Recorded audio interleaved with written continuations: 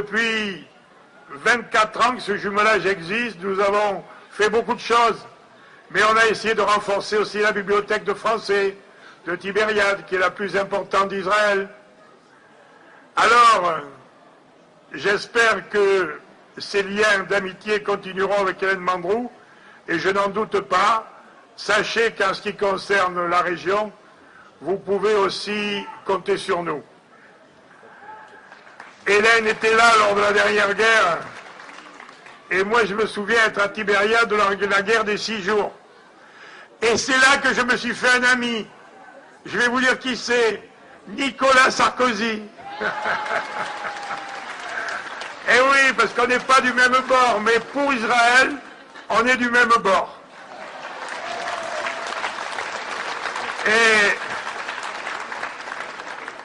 Et je suis ravi que pour la première fois, la France est élue au suffrage universel direct. Ce sera mon bonheur, dans mon malheur, est élu un juif président de la République. On avait eu Léon Blum et Mendès France, Premier ministre, mais on n'avait jamais eu un juif élu au suffrage universel. C'est un beau succès. Et en plus, avec Kouchner, ministre des Affaires étrangères, qu'est-ce que vous voulez de plus? Alors, je vais dire à mon ami Kouchner, et quand c'est que tu reconnais Jérusalem, capitale d'Israël, ça sera le début des difficultés.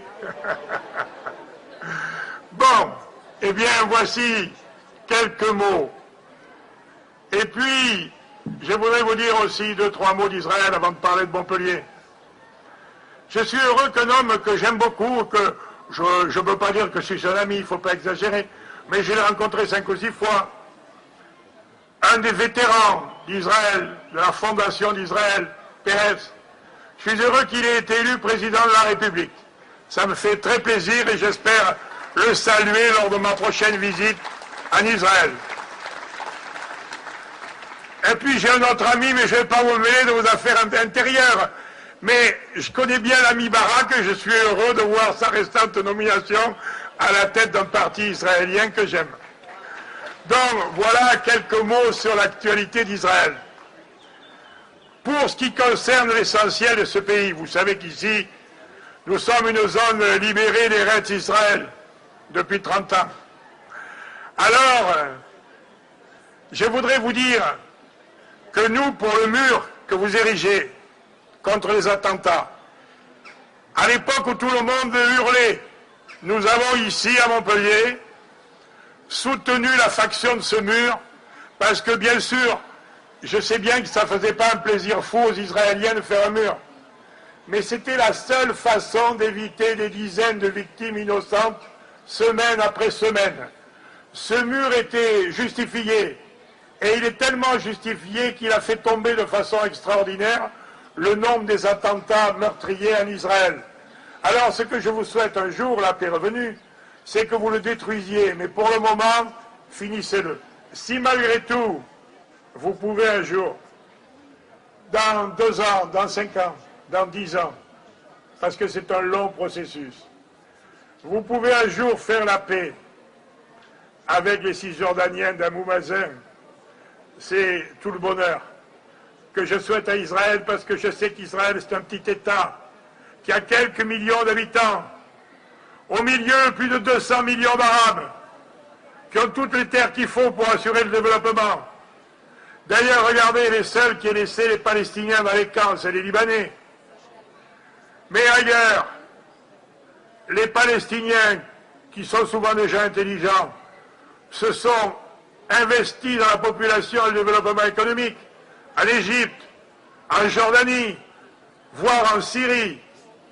Ils peuvent le faire demain au Liban, parce que je ne pense pas qu'on puisse faire des échanges de population, et de ce point de vue, je pense que la position d'Israël en droit international est juste. Donc, voilà les mots que je voulais vous dire, et je suis heureux de voir que le danger s'éloigne. Certes, les Iraniens sont de dangereux adversaires. Ils sont en train de se doter de la bombe atomique. Et c'est pour Israël un danger permanent et constant, auquel votre gouvernement est sensible. Et je comprendrai éventuellement un jour, je me souviens de la centrale Osiris, toute mesure préventive éventuelle. Mais le fait que la menace s'éloigne des chiites, des sunnites vers les chiites, qui malgré tout sont plus loin. Pour Israël, ce n'est pas une garantie de sécurité absolue, parce que l'Iran est une puissance dangereuse. Mais c'est quand même un souffle un peu meilleur, parce que l'Iran est plus loin que la Jordanie ou l'Égypte. Vous avez réussi en Israël, et je m'en félicite, à établir au-delà des difficultés avec l'Égypte des liens qui ne sont pas parfaits, mais qui sont bons. Ces liens ont lieu aussi avec la Jordanie. J'espère qu'un jour ce sera plus difficile. Vous les aurez avec la Syrie. Et comme ça, vous continuerez à éloigner le danger d'Israël.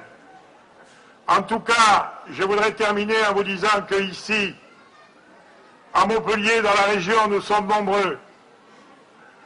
Parce que nous avons avec la terre d'Israël des liens charnels.